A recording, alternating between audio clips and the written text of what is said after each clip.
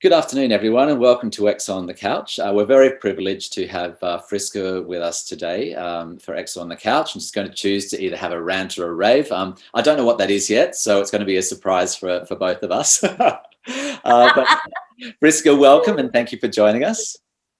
Thanks for having me. And could you tell us a little bit about yourself? Obviously, it's your first time with us, so we'd love to hear a little bit more about you and what you do. Thank you. Yes, it's my first time on the virtual couch. So I'm a change management consultant. I bring digital transformation to life by accelerating adoption and proficiency at scale. And over the years, I've worked for some of the biggest names in mining, engineering, and technology. And I've done changes of all shapes and sizes, operating models, offshoring programs, many process and system implementations, and a few culture changes for good measure as well. So that's me. Fantastic.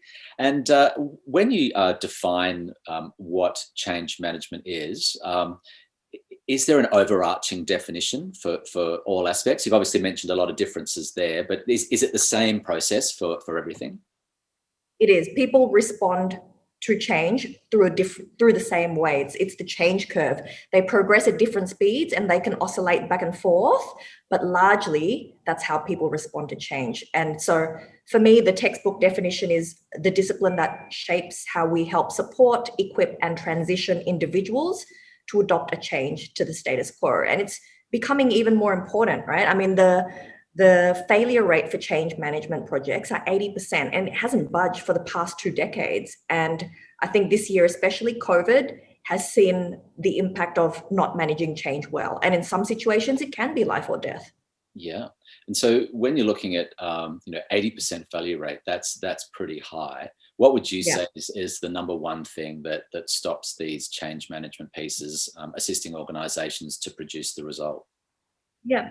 So year on year, ProSci benchmarking studies indicate the top two reasons that cause the success or failure of a change is either leadership sponsorship, or obviously the lack of, or it's ineffective, and Yes. communication, right? And when you consider key messages don't sink in until you've repeated them 7 to 9 times in different formats in different ways, how many companies actually are that resilient, actually keep going, right? After 3 or 4 times, they usually pick up stumps, say they're not listening, it's not working, and then they change tact.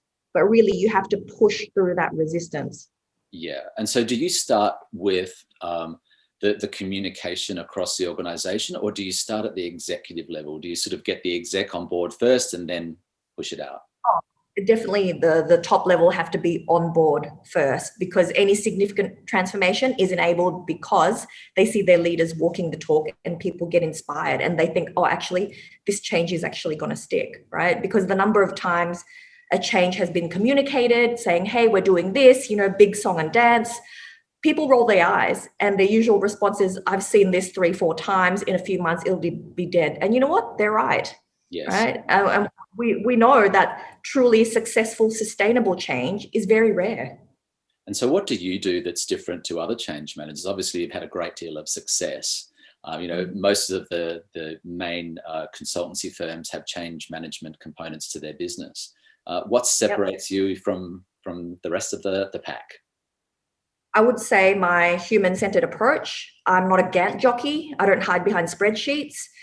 The success or failure at a change happens one person at the time at the end of the day. And I'm very, very structured in how I engage my stakeholders and uplift the reputation of the change. So, and a good dose of grit, I must say. It's a lot of pushing uphill. Yeah. But you come across as someone who's very determined, and once the plan's in place, I can see that you'd be able to push that through. And they know I'm genuine. Like, I'm really not there to try to make anyone's life more difficult. Sometimes the change is happening regardless. You can like it or lump it, but at least help me make your life easier. Yeah, great. And so you've got the executives on board now. You've thrashed them about, and they're with you on the journey. What's next? What do you do to be able to push forward a project? So the people that are impacted the most, you start engaging with them, getting their feedback, getting their involvement, their buy-in, and managing resistance as best you can.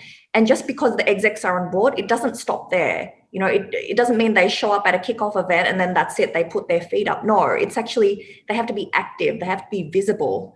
And from then, that's how I drive desire for the change. And after desire comes knowledge and ability. So knowledge literally means the information that you need to enact the change, right? And the ability is the skills. Like when we think about how we were first learning to ride a bike, we had the knowledge before we got on the bike, right? You hop on, start pedaling your feet, but we still had training wheels on, and it took a while for those training wheels to come off. It's the exact same logic when it comes to change, right? Just because someone knows how to change doesn't mean they can do it.